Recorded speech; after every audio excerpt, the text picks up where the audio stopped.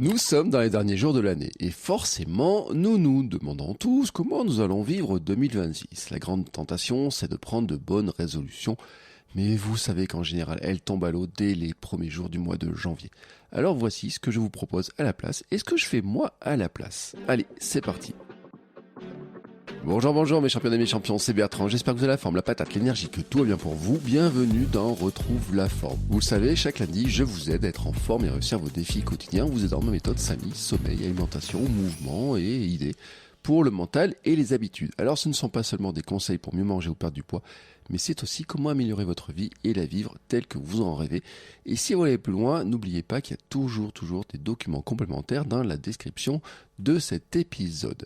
Et aujourd'hui, nous allons parler de 2026, de que faire en 2026 et qu'avez-vous prévu de faire pour 2026 pour vous sentir bien, pour retrouver la forme, pour avoir plus d'énergie, pour vous sentir moins fatigué, pour peut-être perdre un petit peu de poids, pour avoir la vitalité, retrouver la vitalité que vous aviez et que semble totalement envolée. Et puis peut-être, comme moi, vous dire, cette année, je vais peut-être fêter un cap symbolique dans ma vie. Chez moi, c'est les 50 ans. Comment je vais mieux vivre c'est ce passage, ce cap symbolique. On a tous des caps symboliques. Là, je vous ai parlé de l'âge.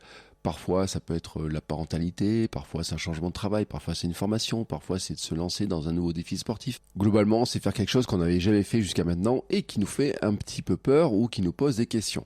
Bref, à chaque fois dans ces moments-là, on se dit qu'on va prendre de bonnes résolutions, des vraies bonnes résolutions en se disant cette année, je vais faire les choses différemment. Le problème des résolutions, c'est qu'elles sont faites pour être abandonnées. Oui, la manière même dont nous les prenons explique que nous les abandonnions. Il n'y a même pas besoin de faire une étude scientifique pour savoir que la plupart des personnes abandonnent leurs bonnes résolutions du 1er janvier dès la première semaine ou les 15 premiers jours de janvier.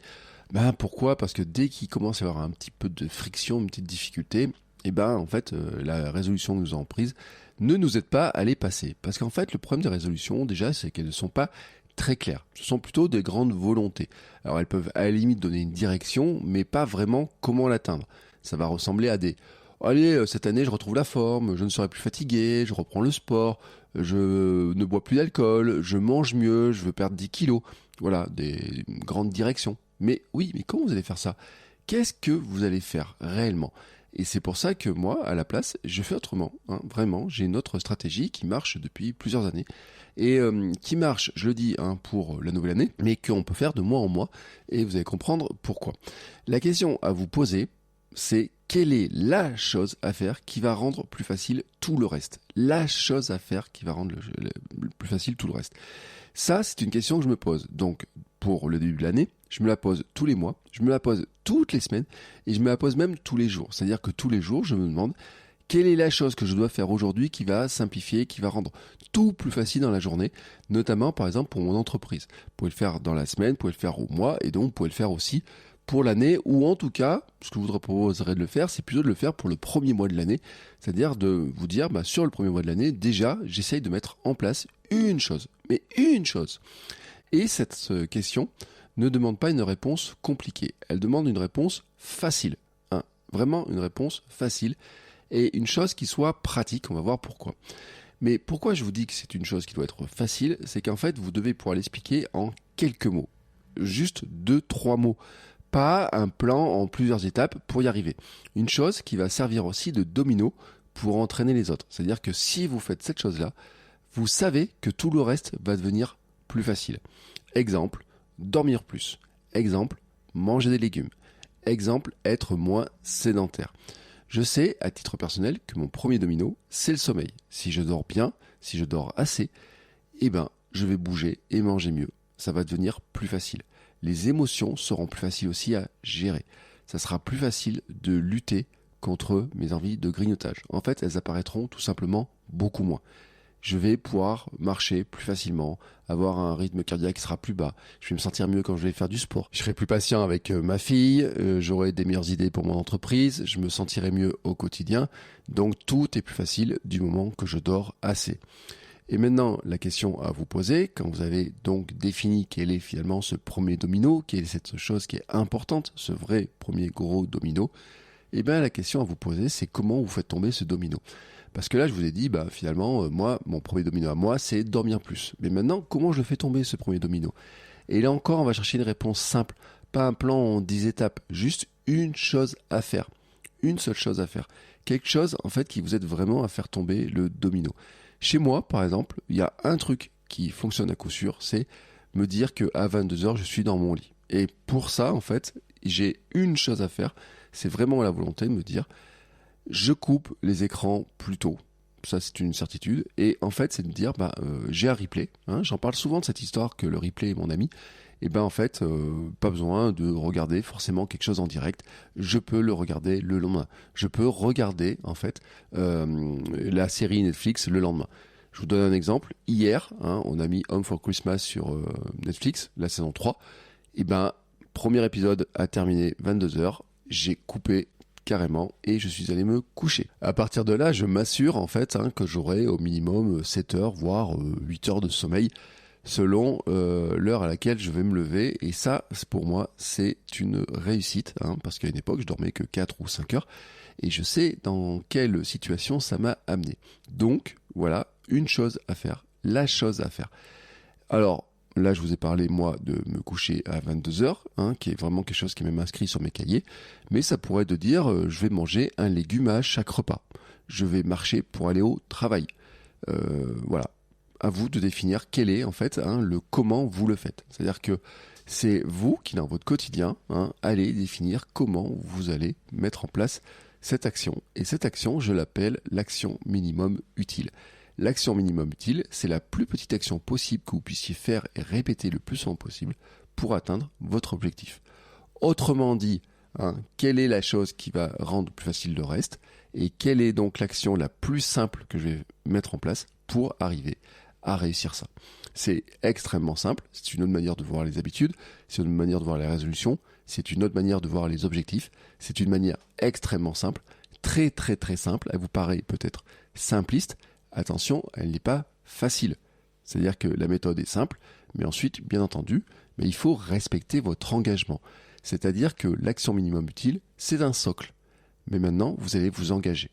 Et vous allez écrire, donc, quelque part, tous les jours, je m'engage à me coucher à 22h, ajouter un légume dans mes repas, marcher pour aller au travail. Mais vous n'allez pas faire une liste comme je viens de faire. Vous allez en faire qu'une. Juste une. Et ce que vous allez faire pour vous faciliter le travail, c'est que vous allez aller dans la description de l'épisode, vous allez télécharger le Reboot Kit, et dedans, en fait, il y a plein d'outils gratuits, voilà, c'est gratuit, il y a plein d'outils, et vous allez trouver une fiche à imprimer qui s'appelle la fiche Action Minimum Utile. Et donc, dans cette fiche, vous allez pouvoir inscrire l'action que vous allez faire, et puis, vous avez des cases pour chaque jour du mois, voilà. Et donc, ça va définir votre action minimum utile pour le mois de janvier. Et chaque jour, vous faites cette action et vous faites une croix. Chaque jour, l'action. Chaque jour, une croix. Vous avez le droit d'avoir un joker, mais le joker, ça serait de dire, si un jour j'ai raté, je m'engage avec moi-même à le faire demain. Et j'ai le droit de rater aujourd'hui si je l'ai bien fait hier. Parce que si on laisse tomber des grandes séries trop longtemps, après on a du mal à reprendre la série. Donc le but, on va essayer de maintenir la série. Commencez juste par là. Pas une grande résolution donc sur l'année, pas de vous dire je vais tenir cette action-là tous les jours pendant toute l'année, parce que ça paraît trop important, mais commencez juste par là. C'est-à-dire, vous téléchargez la fiche, vous inscrivez cet engagement envers vous-même, et vous le faites pendant le premier mois de l'année, c'est-à-dire le mois de janvier. Personnellement, pour moi, ce sera respirer profondément pendant 5 minutes. Pourquoi ? Parce que c'est pour m'aider à gérer mon stress, c'est pour m'amener vers la méditation petit à petit, mais je ne vais pas marquer tous les jours je vais méditer 10 minutes ou 15 minutes, tous les jours je vais suivre le programme de l'application c'est trop compliqué. Non, voilà. Tous les jours je m'assois sur mon canapé, sur une chaise ou je sais pas quoi, ou sur un banc au soleil, et je respire 5 minutes profondément. Rien de plus compliqué que ça, mais je le fais tous les jours, et ça, c'est ce qui va m'aider à... J'espère, en tout cas, je vais voir ce que ça donne, gérer mes émotions, me sentir mieux par moment, faire baisser la pression interne. Parce qu'on a tous ces moments où vous savez, on est un peu des cocottes minutes. Et puis, globalement, ça va aider donc tout mon système sympathique, parasympathique et compagnie à mieux vivre, j'ai envie de dire. Et donc, j'espère qu'il y aura des répercussions sur beaucoup d'autres éléments. La conclusion de ce que je voulais vous dire dans cet épisode, c'est que une méthode comme ça qui est simple, pratique, est bien plus efficace que des résolutions qui sont vagues et trop énormissimes. Il y a bien des gens autour de vous qui vont vous dire oui, mais moi j'ai des grandes résolutions et tu sais, mes grandes résolutions, j'ai réussi à les tenir. Statistiquement, quand même, quand vous demandez aux gens, vous vous rendez compte qu'il y a beaucoup de personnes qui n'ont pas réussi à tenir leurs grandes résolutions et qu'il y a beaucoup de gens qui font des choses sans tenir des grandes résolutions. La résolution que l'on peut prendre le 1er janvier n'est jamais un gage de réussite. En fait, elle peut nous rassurer sur le fait qu'on va faire quelque chose en 2026. Mais globalement, c'est que si vous ne faites jamais rien pour la rendre concrète, et ben en fait, il va rien se passer et vous allez vivre 2026 comme peut-être vous avez vécu 2025, 2024, 2023. Donc, cette solution, je vous propose, cette idée que je vous propose là aujourd'hui, elle est simple, concrète. Je vous encourage à réfléchir donc à cette question, cette grande question essentielle qui est maintenant de vous dire quelle est la chose à faire qui va rendre plus facile le reste. Et puis, vous posez la question ensuite de comment. Ça vous permet de définir une action minimum utile. Vous téléchargez la fiche, vous inscrivez cette action sur la fiche, vous imprimez cette fiche-là, vous la mettez sur votre frigo, sur votre porte de placard, sur votre porte d'entrée ou je ne sais quel endroit vous avez besoin de la voir pour vous en rappeler tous les jours. Et puis, à chaque fois, vous faites une petite croix quand vous l'avez faite. Je vous souhaite maintenant une très belle journée. Je vous souhaite une belle semaine de Noël. Et puis si vous n'écoutez pas des épisodes d'ici là, je commence à vous souhaiter déjà mes meilleurs vœux pour l'année 2026. Et puis on se retrouve quand même au fil des jours et des semaines qui viennent, parce qu'il n'y aura pas vraiment de pause, il y aura peut-être des rediffusions de certains épisodes, mais en tout cas on se retrouvera quand même chaque semaine d'ici la nouvelle année. Vous êtes une très belle journée. Ciao mes champions et mes champions.